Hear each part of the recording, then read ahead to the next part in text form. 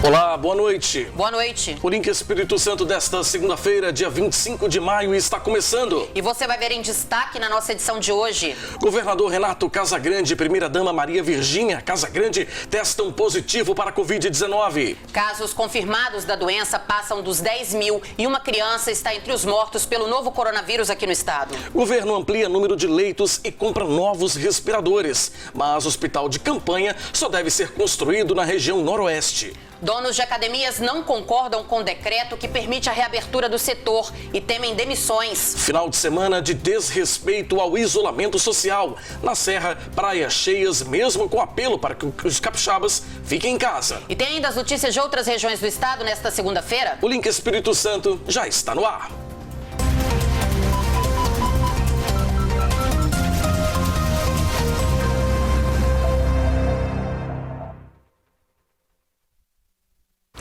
O governador Renato Casagrande e a primeira-dama Maria Virgínia Casagrande testaram positivo para a Covid-19. A notícia foi divulgada nesta segunda-feira. A suspeita é de que a primeira-dama tenha contraído o vírus durante o período em que ficou internada por conta de um AVC há 10 dias. Dona Virgínia foi a primeira a apresentar os sintomas da Covid com dores no corpo e febre. Ela e o governador seguem em isolamento em casa e, segundo Casagrande, passam bem. O governador garantiu que vai continuar os trabalhos por meio de videoconferências. Bom, agora o governador e a primeira-dama também entram aí nas estatísticas, né? Eles estão entre os 10.335 capixabas que testaram positivo para a doença, segundo os números de hoje. O Álvaro Guareschi está aqui mais uma vez com os dados do painel. Álvaro, boa noite para você. Ei, Fabiano, boa noite. Boa noite, Adriana. Boa noite, pessoal de casa. Vamos começar, antes de falarmos sobre as confirmações de novos casos, sobre o número de mortes. Olha só, a gente teve 18 mortes em 24 horas. Até agora, desde o início da pandemia, são 465 óbitos registrados por conta do Covid-19. Mas eu vou mostrar para vocês um gráfico agora que ele chama atenção. No dia 25 de abril, ou seja, há um mês, nós tínhamos 52 mortes aqui no estado. Hoje, nós temos 465 mortes aqui no estado. Olha só o salto que a gente teve, 894%, quase 9 vezes o número de mortes que a gente tinha há um mês. Esse gráfico aí, ó, que vocês estão vendo ao fundo, ele aparece desde o dia 2 de abril, quando foi registrado o primeiro óbito aqui no estado, até hoje, né, que saíram as últimas confirmações. Quer dizer, mais de 400 pessoas morreram aqui no estado em apenas um mês. Exatamente. É um número assustador. Exato, e a gente tem visto que não para de subir com números muito maiores a cada dia, né? Hoje foram 18, mas na semana passada a gente viu dias que teve 23, 34, 21, 34. Tivemos o recorde de 34 mortes. Números alarmantes. Vamos dar uma olhada então no painel para a gente ver como é que essas mortes estão divididas. Na Serra são 125 óbitos registrados, depois Vitória 78, Vila Velha 74, Cariacica 72, Aracruz 10, Marataízes 9, Viana 9. Jardim Camburi tem o maior número de óbitos confirmados, 10, depois seguido por Feu Rosa com 9, Vila Nova de Colares também 9, Bairro das Laranjeiras 8 e José de Anchieta também na Serra com 7. Aí aparece o Fundão, onde também a situação há cerca de 15 dias também a gente alertava aqui como era grave por lá, mas agora a gente vê outros municípios que nem apareciam aqui na primeira. Não, e chama atenção, né, Álvaro? Você vê ali Marataízes, uma cidade relativamente pequena, Viana, uma cidade pequena, com 9 mortes cada município desse. É realmente para a gente se preocupar e para a gente se alertar, tem que ficar em casa, não tem outra solução. Exato, Adriana, e aqui no gráfico hoje apareceu um outro número que também despertou nossa atenção. Foi registrado um óbito de uma criança entre 0 e 4 anos. Eu dei uma pesquisada também pelo painel, esse óbito foi registrado em Aracruz, e uma criança do sexo masculino. Eu tentei confirmar com a assessoria de comunicação da Secretaria de Saúde, mas eu ainda não tive respostas. Assim que a gente tiver, a gente atualiza ou aqui no jornal ou lá no Jornal Online Sim Notícias, até porque às vezes tem umas imprecisões aqui nos dados do painel. A gente lembra que houve mortes que foram registradas, mas que depois elas foram atualizadas e elas não tinham acontecido.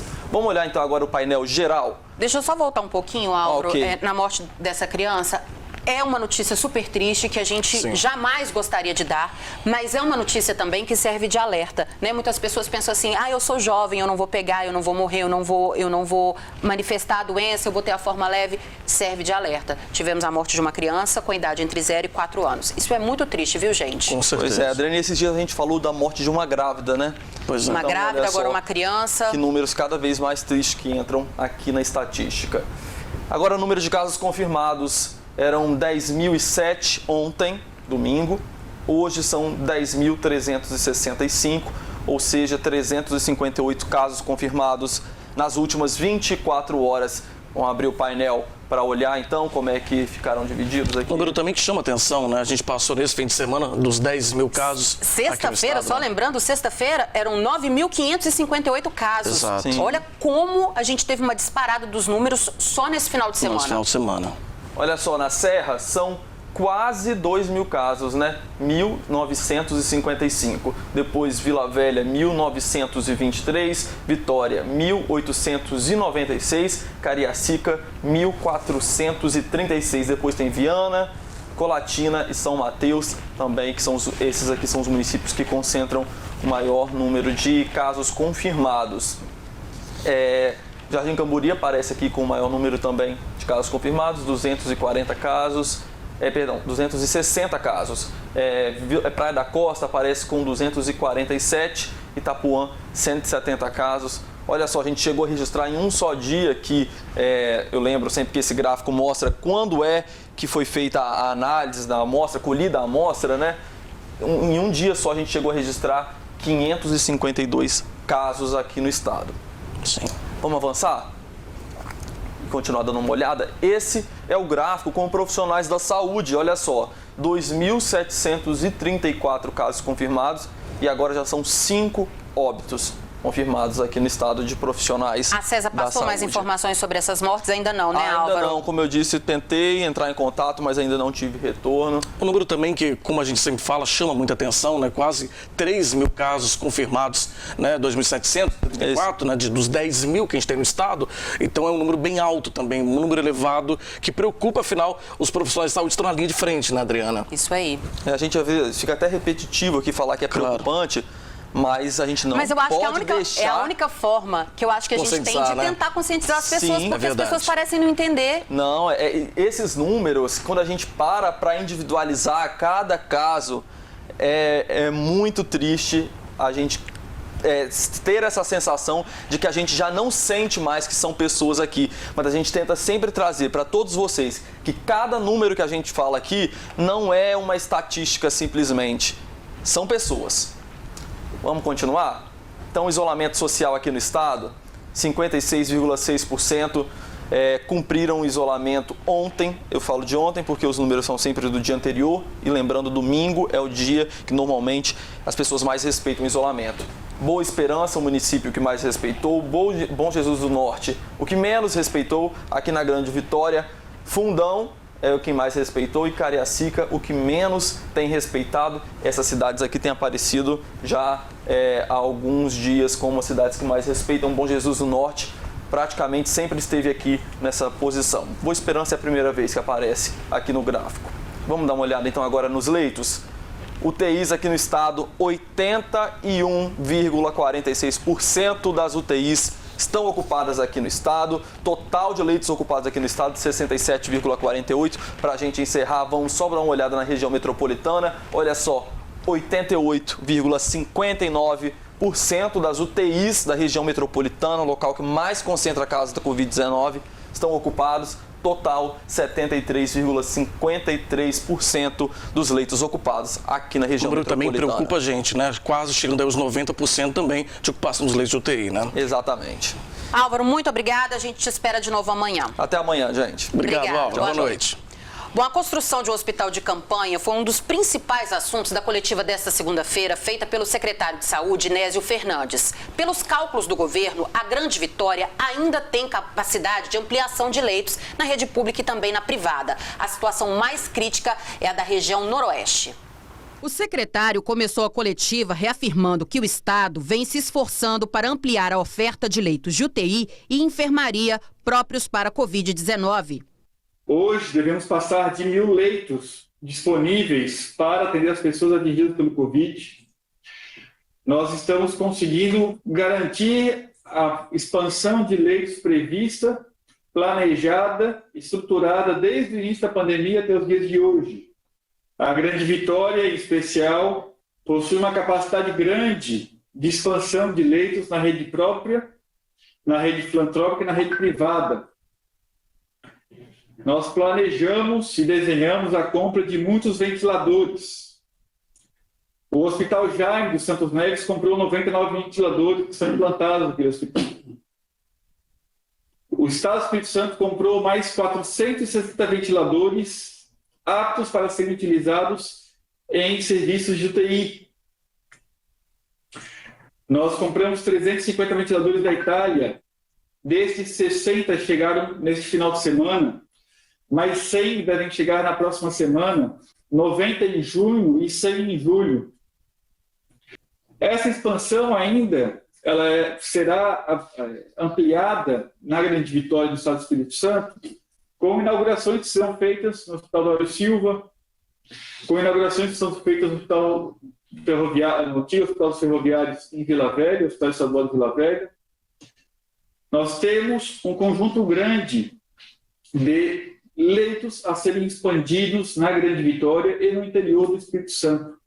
Diante desses números, o secretário voltou a afirmar que, por enquanto, planos para um hospital de campanha apenas na região noroeste do estado. Nós consideramos a possibilidade de construir um hospital de campanha, estamos avaliando como talvez uma solução para atender uma demanda da região noroeste do estado, que tem Colatina como um polo mais central. Por quê? Porque no conjunto de municípios da região noroeste, há uma fragilidade na existência de poucas UPAs e PAs na região. A existência de poucos equipamentos que são capazes de poder avaliar e monitorar o paciente da enfermaria e paciente grave durante um dia ou 2 dias. A composição da rede de atenção à saúde da região noroeste possui um conjunto de fragilidades onde não temos nem o SAMU na região.